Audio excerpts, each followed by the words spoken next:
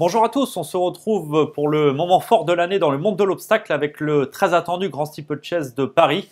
Une épreuve mythique longue de cette année de 6000 mètres, allongée de 200 mètres par rapport aux années précédentes avec pas moins de 23 obstacles à franchir. Et l'on termine avec le franchissement de la piste extérieure et de son célèbre Ride Ditch, une magnifique épreuve convoitée par les plus grands entraîneurs. Cette année, une nouvelle fois un beau plateau avec notamment la présence de Storm of Santley, le 5 ans entraîné par Guillaume Macaire qui aura notre préférence. Certes, ce n'est jamais facile de remporter cette épreuve à l'âge de 5 ans puisqu'au cours des 30 dernières années, on a pu constater que seulement 3 champions avaient été parvenus à le faire. En l'occurrence, Katko, First Gold et plus près de nous, Princesse d'Anjou. Mais ce concurrent a vraiment l'étoffe d'un grand cheval. Il saute magnifiquement. En dernier lieu, dans le prix Ingré, il a parfaitement franchi le Ride Fence malgré son manque d'expérience. Il est très maniable dans un parcours. La longue distance devrait de ce fait donc pas trop le déranger. On peut le mettre un peu au vœu dans le parcours. Il ne tire pas. Vincent Champigneau s'entend à merveille avec lui. Et je vous le répète, il s'annonce comme un candidat sérieux à la victoire. En tous les cas, il aura ma préférence dans cette épreuve. Il devra craindre en priorité tout d'abord le numéro 3 Shannon Rock, entraîné par le redoutable Jean-Paul Gallorini, qui a confié à nos confrères qu'il était très confiant pour aborder cette épreuve. Évidemment, le cheval a très bien travaillé, très bien travaillé. Non, il n'est pas loin, il n'est pas loin de son top. Ouais. Ouais, il n'est pas loin de son top. Le grand steeple, il n'y en a qu'un. Hein. Il n'y en a qu'un. Ce Shannon Rock, représentant de la famille Devin, a terminé deuxième des dernières éditions de ce grand steeple.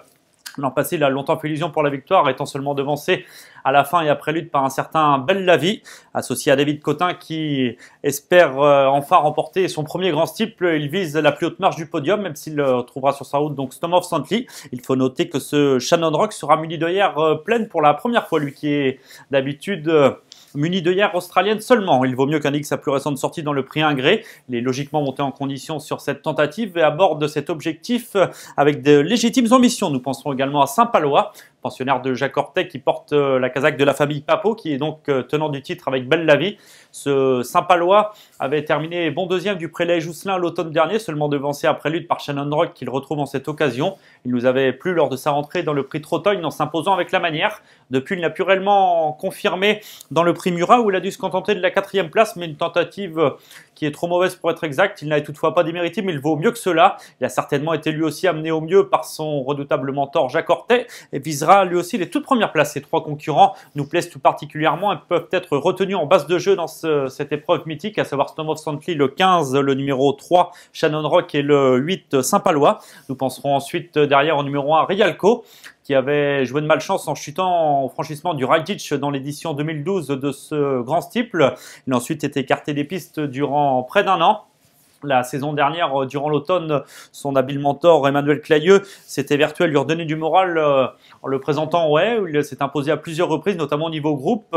Cette année, pour son retour en steeple, il n'a pas connu la défaite à 2 reprises. Certes, il n'a pas rencontré l'élite des steeplechasers d'âge d'Auteuil, mais il l'a toutefois bien fait par 2 fois. Il faut toutefois noter qu'en dernier lieu, alors qu'il franchissait le Ride Fence qu'il n'avait plus franchi depuis sa mésaventure de 2012. Il s'est montré quelque peu hésitant au juge de paix, mais cela ne l'a pas empêché de s'imposer avec une certaine autorité. Du haut de ses 9 ans, il conserve de très beaux restes et lui aussi peut viser les toutes premières places. Nous penserons ensuite au numéro 10, Zardancer, qui est notre outsider séduisant dans cette épreuve. Ce pensionnaire d'Etienne Linders est en constant progrès. Certes, il monte de catégorie car il vient de remporter le plus grand handicap de l'année, le prix du président de la République, mais ce jour-là, il l'a vraiment bien fait.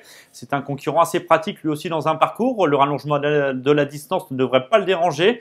Il ne sera pas associé à son fidèle partenaire Wilfried Deneau qui est blessé actuellement. C'est Jacques Ricou qui va le découvrir, mais c'est un concurrent plutôt pratique. Jacques Ricou, très expérimenté, devrait s'en servir à merveille. Il peut viser une belle place pour la victoire. Cela semble plus compliqué, mais une place peut lui revenir à une cote spéculative. Attention à lui.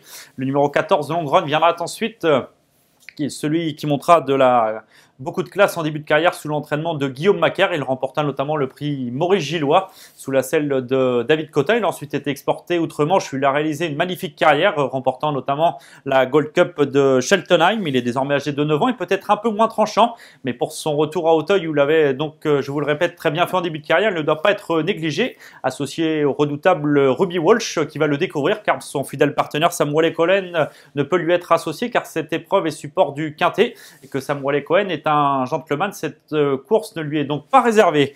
Nous penserons enfin pour les places à deux concurrents qui ne doivent en aucun cas être négligés, en l'occurrence le numéro 4 Albuck, pensionnaire de Patrick Chevillard. Il vient de prendre une excellente deuxième place dans le prix Ingré, seulement devancé à la fin par Snow of Santley qui s'imposait plus facilement que ne l'indiquait l'écart à l'arrivée, mais il a toutefois prouvé sa forme en cette occasion. Si le rallongement de la distance ne le dérange pas, il peut prendre une belle place. Et enfin, nous penserons également au numéro 13 Carmonde, à tout de François Nicole, qui est confirmé sur les parcours de tenue, lui qui avait notamment pris la troisième place du prix Laïch Jousselin l'automne dernier, seulement devancé par Shannon Rock et Saint-Palois. Jugé sur cette valeur, il peut pourquoi pas viser une belle allocation. Il faut noter que son mentor va le munir d'œillères australiennes pour la première fois en cette occasion.